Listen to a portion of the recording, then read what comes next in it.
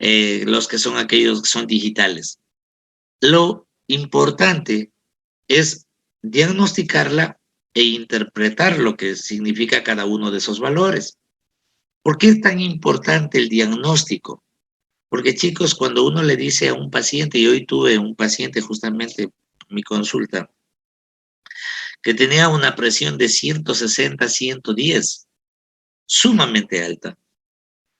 Le tuve como una hora y media y tomándole cada 15 minutos, y la presión tenía altos y bajos, le caía la presión a 140, 95, luego había otra presión que tenía 150, 85, o sea muy, muy variable.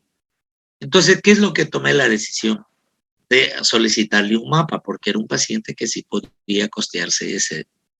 Entonces ya lo envié porque el mapa, sí me va a decir exactamente si él es hipertenso o no. Porque de ahí en adelante yo tengo que comenzar a hacerle un tratamiento y, y comenzar a analizarle, comenzar a interpretar cómo es esa hipertensión en él. Entonces ahí decimos, ¿acaso el paciente hipertenso está solamente relacionado a la presión? O sea, nuestra meta es decirle, vamos a bajarle la presión y ya. Entonces, por ello, vamos a ver cuál es la historia natural de una hipertensión, o sea, cómo se llega a esta enfermedad. Y primero intervienen factores genéticos, donde la sensibilidad al sodio, porque hay pacientes de que la sal a ellos les afecta de una manera que provoca una liberación de renina. La renina, como ustedes ya saben, va a unirse, a formar la angiotensina 1, luego la ECA actúa y se forma la angiotensina 2 y esa es la vasoconstrictora. Pero es pacientes por como que un sensor fuera la sal, el sodio, y eso es lo que le hace que sea un paciente propenso justamente a esto. La obesidad es un factor, el paciente de hoy es obeso, pacientes con niveles altísimos de colesterol, triglicéridos, y pacientes con sensibilidad a la insulina que hace que no se vuelvan diabéticos y de esa manera tendremos un paciente con estos factores genéticos. Pero también tenemos factores ambientales. ¿En qué sentido? En que hay pacientes que yo digo son salados. Ni siquiera prueban la comida y hasta que le echan sal. Entonces, el exceso de sal puede llevar también a tener un factor de riesgo. Otro factor de riesgo importantísimo para ser hipertenso es el estrés. Justamente tengo un paciente jovencito, te digo, de 36 años, al que lo derivé para que le operen una vesícula por la paroscopia. Y cuando llegó me llamó el anestesiólogo a decirme que si es que yo le había dado cuenta que el paciente tenía 160, 110. Entonces le dije que sí, y que inclusive él estaba con tratamiento. Pero este muchacho lo que tiene es una sensibilidad, pero de todo se angustia, de todo llora, de todo se enoja. O sea, es un paciente muy susceptible al estrés. Entonces esa parte hace que se liberen catecolaminas, muy especialmente noradrenalina, y esa noradrenalina es vasoconstrictora, aumenta la frecuencia cardíaca y aumenta obviamente la presión. Entonces el estrés, chicos, es uno de los factores muy de alto riesgo para el tratamiento de la hipertensión. Luego tenemos el tabaco, o sea, que ya les había hablado la clase pasada, cuando vimos hipertensión, el tabaco juega un papel fundamental. Entonces, si yo tengo un paciente que tiene factores genéticos asociado a factores ambientales, nos llevan a un paciente que le podemos decir, este paciente es candidato a ser hipertenso. Y esos son los pacientes prehipertensos, aquellos que normalmente se tiene una presión muy variable, que tiene 140, 90, otra vez le baja a 120, 85, luego sube, pero siempre tiene unos valores en los que se puede decir que están al límite. Entonces a esto se le llama un paciente prehipertenso, aunque hoy ya no le dicen prehipertenso, sino le dicen una hipertensión leve. Eso nos va a llevar a una hipertensión ya diagnosticada y establecida. ¿Sí? Pero Cuando ya este paciente comienza a presentar problemas de la hipertensión, comienza a complicarse, ya comienzan a afectarse cierto tipo de órganos. ¿Y cuáles son esos órganos? Principalmente el cerebro. Es uno de los que se vuelve candidato en a futuro a tener un accidente cerebrovascular. ¿Qué otro órgano? El ojo. Puede tener una retinopatía por justamente problemas de hipertensión de las arterias retinianas.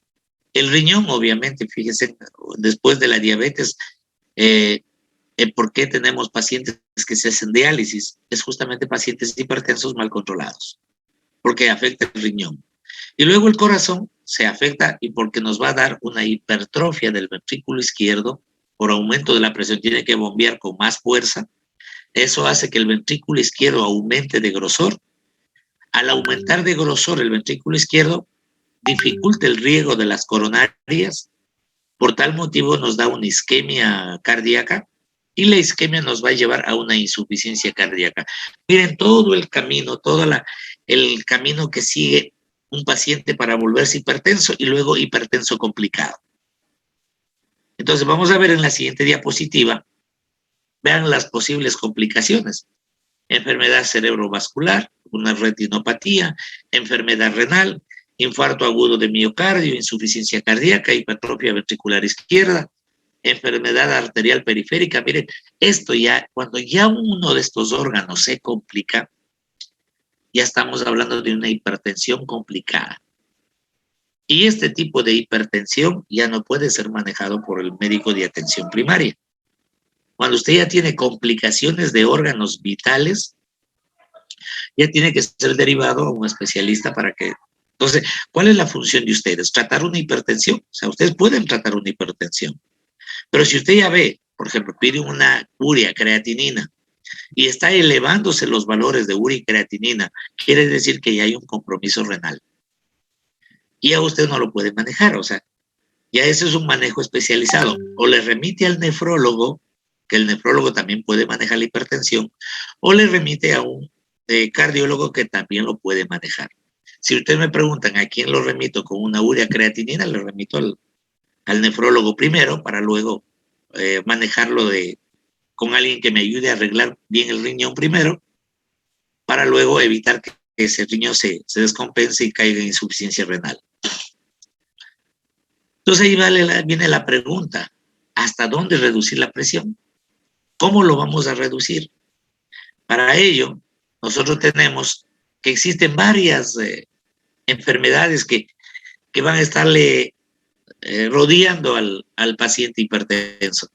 A más de hipertenso puede tener un accidente cerebrovascular o stroke, puede tener diabetes, puede tener insuficiencia cardíaca congestiva, puede tener dislipidemias.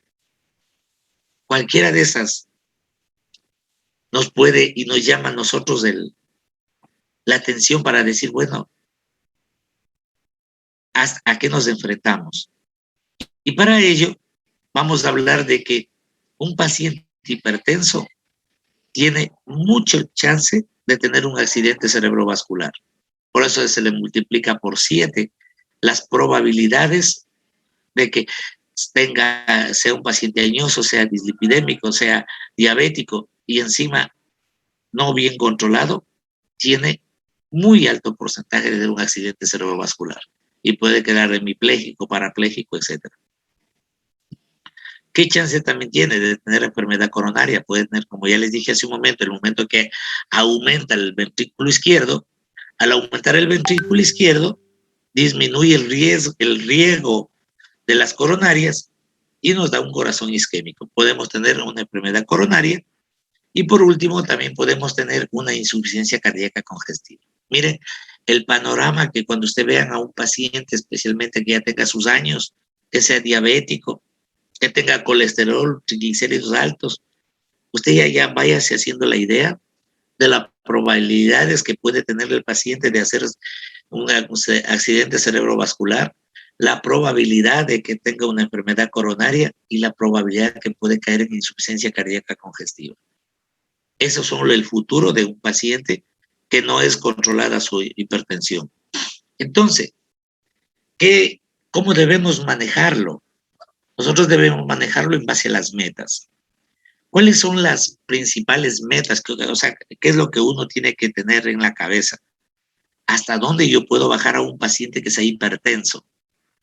Si yo puedo bajarle a 120, 80, que sería lo normal, chica, felicidades, aplausos, usted es el mejor médico para tratar eso. O sea, tampoco le puedo decir a usted, es complicado a medida que va pasando la edad, se vuelve complicado un manejo de llegar a esos valores.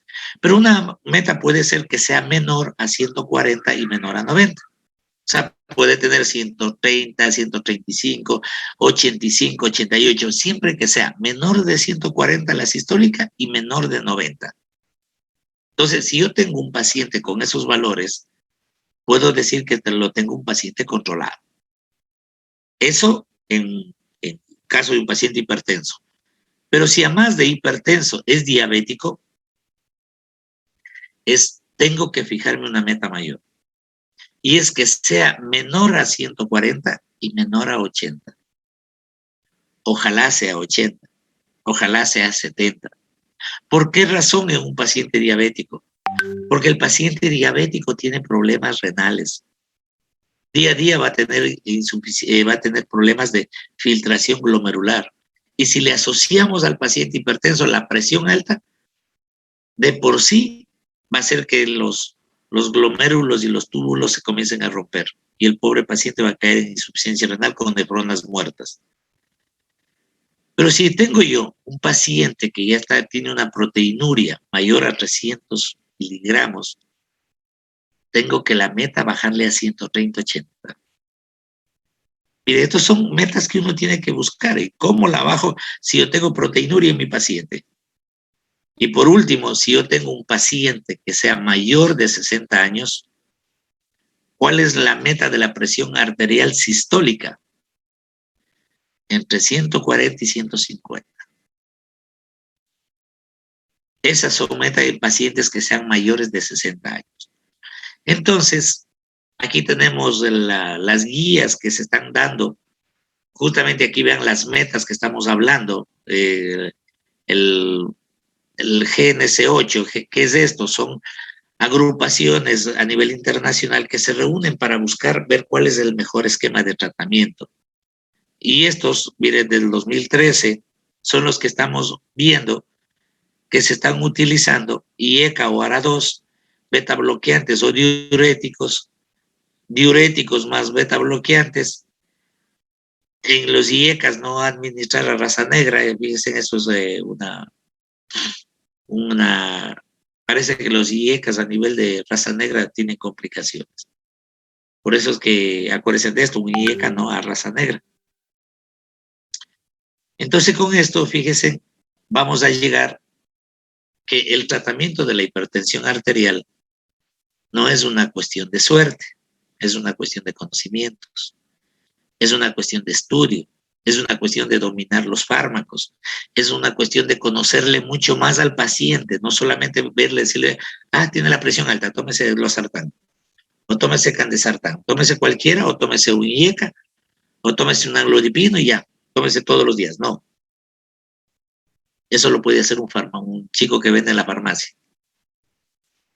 Que el paciente va y dice, tengo presión alta, tome losartán, que eso es para eso. Ellos pueden hacer eso, ustedes no. Ustedes tienen que estudiarlo al paciente. Usted tiene que dominar los fármacos. Y ustedes tienen, más que todo, hacer prevención con el paciente. Vele cómo está su colesterol, vele cómo está la función renal, vele cómo están las funciones hepáticas. O sea, todo eso es estudiarlo al paciente y luego de eso, viendo las posibles comorbilidades, o sea, que es una comorbilidad, las posibles enfermedades que tenga además de la que ya tiene la hipertensión. Puede ser diabético, puede tener un colesterol sumamente alto, puede tener problemas cardíacos, etcétera. Que eso ya nos hace que nosotros comencemos a hacer un esquema de tratamiento. ¿Y por qué debemos tratar la hipertensión? Bueno, esto es para que usted mire nomás a una de las personas más queridas como el Papa Juan Pablo y el presidente George Bush, que decían que George Bush es hipertenso. y él decía que no es hipertenso, sino él es emocionalmente, se le sube la presión, y el hipertenso después tuvo que aceptar de que en realidad es un paciente para toda la vida. Entonces esto ya vimos cuál es la terapia no farmacológica: comenzar a dejar el cigarrillo, no comer demasiado, hacer ejercicio, controlar el peso, controlar el estrés. O sea, son cosas que no son farmacológicas, pero que de ley tienen que manejarlo.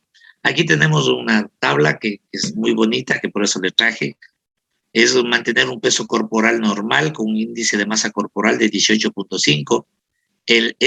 Mantener este índice de masa corporal, chicos, es ayudar a una disminución de la presión sistólica, más o menos entre 5 y 20 milímetros de mercurio. Miren, manteniendo su peso, bajando de peso si está con sobrepeso. La dieta, ¿cuál es la dieta para bajar la presión? Consumo de frutas, vegetales y alimentos bajos en grasas saturadas. Y aquí es donde toca pelear con los pacientes. Usted le pregunta a un paciente manaba si le gusta el bolón con chicharrón, el 99.9.9 le encanta, no es que le gusta. Y dígale que no puede comer ese bolón porque la grasa saturada le puede hacer peligrar su salud. Entonces, fíjense lo duro que es combatir justamente la hipertensión cuando el paciente no quiere dejar sus hábitos alimentarios. ¿Cuál es otra característica que debemos reducir? La sal en la dieta. Miren, la sal es tan indispensable, chicos, que cuando a alguien le da comida sin sal, le dice comida de enfermo y no le come. No come. Y calladito manda a comprar cualquier otra cosa, pero no le come. Entonces, ¿qué es lo que hay que hacer? No quitarle la sal, porque la sal le da sabor. Lo que hay que hacer es ponerle poca sal y no ponerle un salero al lado. Porque así en la casa viene a comer toda la familia y ahí está un salero en todo el centro de mesa. ¿Qué es lo que hace el paciente al sentirle que no tiene al gusto de él? Comienza a echarle sal. Entonces ahí la familia no está colaborando. Ejercicio físico, caminar al menos 30 minutos, hacer ejercicios aeróbicos, por lo general eso ayuda mucho a ventilar mucho y oxigenar el cerebro y todo lo demás. Limitar el consumo de alcohol, no más de 2 copitas por día en caso de que les guste mucho el vino. Pero yo sé que ustedes no toman nunca, entonces no es para ustedes, es para sus familiares. El no al tabaco, esto sí, bueno, yo no sé qué tan difícil puede ser para la gente fumar, dejar de fumar, ¿no? Porque nunca he consumido un cigarrillo yo, pero me imagino que tiene que ser muy duro para la gente que está acostumbrada a fumar, decirle que deje de fumar. Yo tengo un gran amigo mío que fue decano de la facultad, no le voy a decir el nombre, pero se fuma casi 2 cajetillas diarias. Y por más que se le diga que no, médico, pero no hace caso.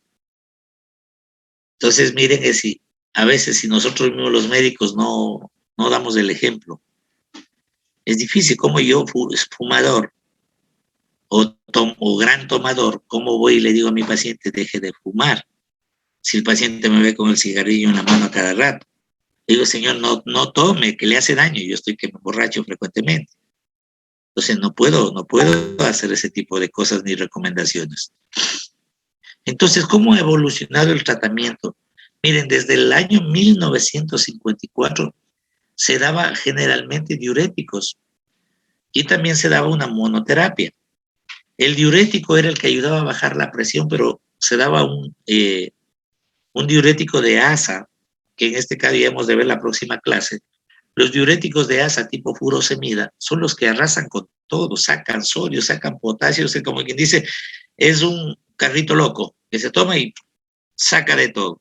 Pero esos diuréticos siempre son aconsejables en pacientes que son edematosos, tienen mucho edema, pacientes cirróticos que tienen un abdomen lleno de líquido. En ellos sí hay que tratar y por otro lado compensar las pérdidas. Hoy por hoy ya se habla de combinaciones dobles y combinaciones triples. Las combinaciones ya vamos a ver cuáles la esposa de la mayor parte de IECAS y de la mayor parte de ARA2, la mayor parte de beta bloqueantes y la mayor parte de calcio antagonistas. O sea, es la misma esposa para todos. Yo no sé qué tendrá la hidroclorotiazida, pero todo el mundo la adora.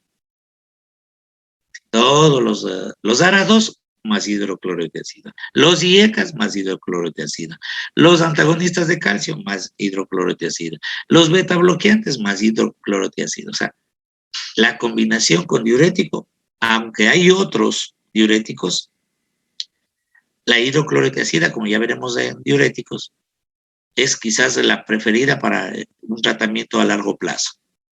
Entonces ahí viene qué debemos nosotros, cuáles debemos nosotros tener en la mente. Los inhibidores del sistema renina-angiotensina, que son los IECAS o los ARA2 que ya vimos, ¿no es cierto? La otra familia son los llamados calcio antagonistas. La otra son los llamados diuréticos. Y según las guías, dicen que los beta bloqueantes tienen indicaciones especiales, especialmente en enfermedad cardíaca, pero hoy por hoy se habla de que estos tres son los más ideales. Inhibidores del sistema renina-angiotensina, calcio antagonistas, diuréticos y los beta bloqueantes solamente en indicaciones especiales, como por ejemplo cuando hay una insuficiencia cardíaca más hipertensión, por la insuficiencia le damos un beta bloqueante. O sea, los beta bloqueantes han quedado en segunda instancia como solamente casos especiales, pero las guías generalmente se orientan en este triángulo. Inhibidores del sistema renina-angiotensina, que es IECAS y ARA2. Calcio antagonistas, que son el amlodipino, que son el verapamilo, que el diltiazem, etcétera, que ya vimos las clases pasadas. Y los diuréticos, que es la clase después del aporte que vamos a ver. Aquí están los calcio antagonistas. ¿Cuáles son? Los llamados no dihidropiridínicos, que es el verapamilo y el diltiazem. Y las familias de las dihidropiridinas, ¿cuáles son? La amlodipino y la nifedipino. Esto nosotros ya vimos, no va a cambiar si funciona como antiarrítmico. La eliminación es renal, fecal, renal la mayor parte de todos ellos. Las dosis también no cambian, generalmente se utiliza la misma dosis como antiarrítmico o a veces igual los beta bloqueantes o como antianginosos. Entonces, eso es el mismo esquema que tenemos, lo único que ustedes sepan que el amlodipino y la nifedipina son los más comercializados, pero hace algunos años el verapamilo era uno de los mejores antihipertensivos que había y de hecho, pero como cada día el mundo evoluciona, las enfermedades también evolucionan y el verapamilo ya dejó de ser uno de los medicamentos ideales, ¿no? Como ustedes pueden ver, los IECA y ARA2 están en la cúspide de la pirámide, abajo están los calcio antagonistas y también están los diuréticos. Los beta bloqueantes, ya lo vimos también, chicos, el propanolol, sotalol y los cardioselectivos que tenemos, el atenolol, bisoprolol y el metoprolol. El que más se utiliza generalmente es el bisoprolol. El bisoprolol es hoy por hoy cuando es un paciente hipertenso con problemas de taquicardia, porque a veces hay pacientes hipertensos y de IAPA taquicárdicos, la mejor manera es beta bloquearle. ¿Por qué? Porque ese es un caso especial.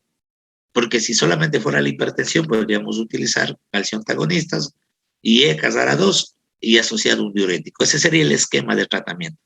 Pero si es que yo ya tengo, además de eso que mi paciente presenta episodios de taquicardia, ahí se le da por unos días el bisoprolol, que es el que más se está utilizando ahora.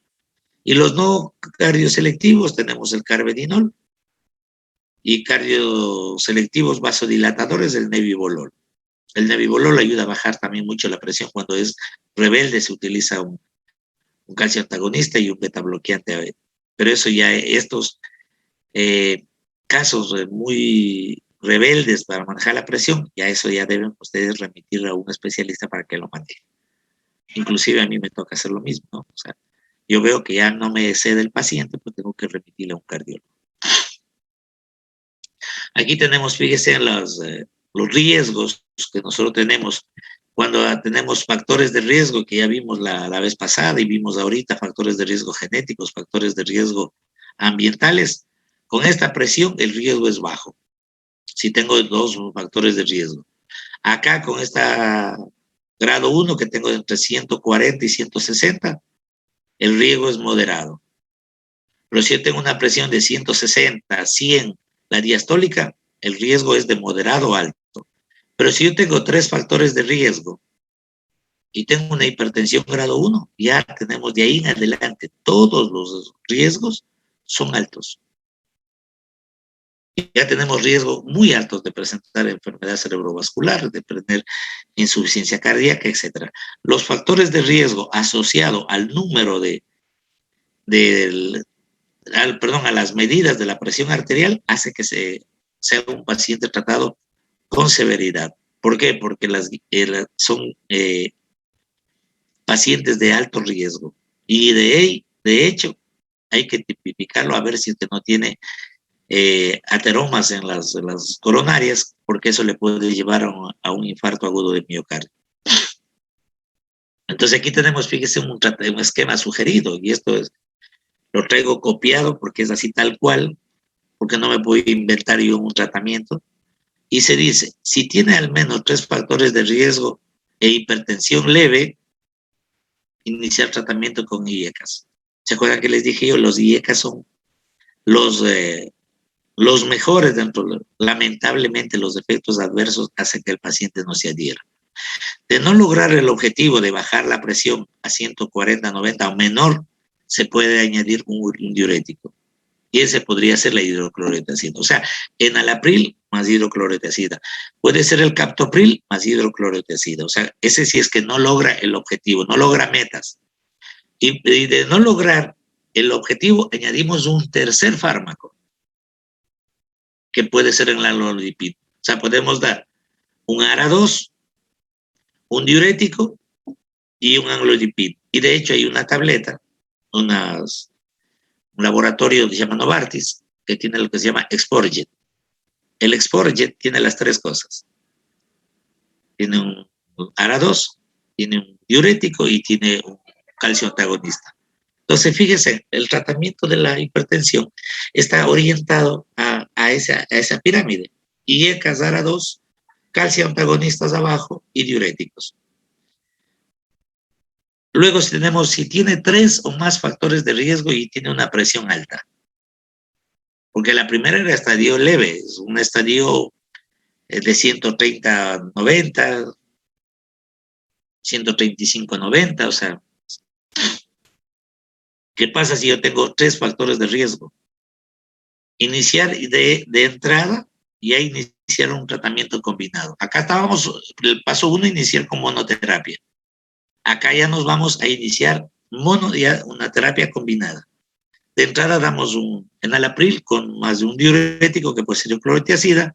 De no lograr entrar directo, ya no esperar un paso 3, sino directamente entrar con amlodipinos a los 3 fármacos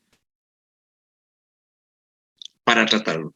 Entonces, ¿qué es lo que tenemos que hacer? Modificar los estilos de vida, especialmente alimentario, especialmente ejercicio, para tratar de controlar la hipertensión. Entonces, miren, estos son esquemas que ya están definidos y que usted debe orientarse hacia cuál es el tratamiento inicial. Puede ser enalapril, puede ser captopril que tienen el ministerio, o puede ser un ARA2 también, puede ser losartán, puede ser valsartán, asociado a hidroclorotiazida, o el valsartán, hidroclorotiazida y amlodipino. También hay terapia triple en un solo fármaco. Aquí tenemos en hipertensión en ancianos, diuréticos más antagonistas de calcio. En síndrome metabólico, o sea que ya tengan pacientes diabéticos, podemos dar IECA, ARA2 y antagonistas de calcio. Diabetes mellitus, inhibidores de la ECA, más ARA2. En el embarazo, aquí es casos especiales. Miren. Tenemos beta bloqueantes y antagonistas de calcio, porque el embarazo no es. En cambio, en la raza negra, ¿se acuerdan que les dije? Nada que ver que tengan que ver con renina-angiotensina. Aquí le damos diuréticos y antagonistas de calcio. Ojo con esto, chicos, porque en el ministerio ustedes van a tener enalapril, van a tener losartán, van a tener valsartán. Y si les toca una persona de raza negra, no administrar estos fármacos. Administrar calzoantagonistas que pueden ser verapamil o diltiazem, puede ser amlodipino o nifedipina asociado a diuréticos. No se olviden de esto, por favor, chicos. Aquí también tenemos combinaciones. Bueno, esto ya lo vimos. Aquí tenemos los objetivos en la hipertensión y enfermedades asociadas. Esto ya lo vimos más acá. Entonces, ¿qué es lo que nosotros tenemos como mensaje para llevar a casa?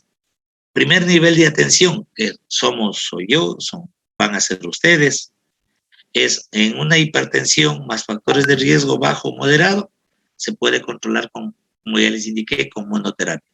Pero si ya tenemos hipertensión con riesgo cardiovascular alto, muy alto, ya usted no lo puede atender. Esto es algo que usted tiene que aprender a manejar, chicos, de una manera puntual.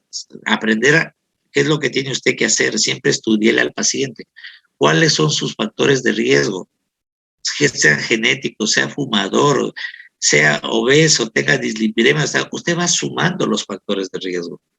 Y cuando ve que usted tiene más de 3 factores de riesgo y tiene presiones altas, derívelo, porque puede darle un accidente cerebrovascular a ese paciente o puede darle una enfermedad renal y tengamos que hacerle diálisis.